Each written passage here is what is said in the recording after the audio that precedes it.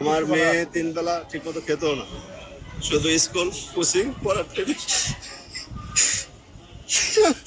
পরীক্ষার সময় আমি আমার মেয়ের রুমে শুয়ে থাকতাম।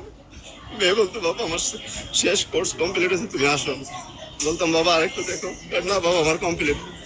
মেয়ে পরীক্ষা দিয়ে বাইরে বলতো যে আমি যা দিছি আমি ঠিক 100 ইনশাল্লাহ। কিন্তু সমাজ একটু খারাপ হয়েছিল, তারপরে বলছে আমার রিটার্নে 100 পাবো। আমার মেয়ে তো কালকে রাতে থেকে ঘুমাইনি, সারা রাত্রে ঘুমায় নাই। আমি আমার ছেলেকে বলছি যে তুমি শুধু আপনার সাথে সাথে থাকবে, যে আপনি যে কোনো ইয়ে না করেন। আল্লাহ ভরসা, আল্লাহ যা দিছে আল্লাহ কাছে থ্যাঙ্কস। বেশি যেহেতু সব A+ পাইছে, তাতে আমাদের থ্যাঙ্কস গড, আর কিছু বলার নেই।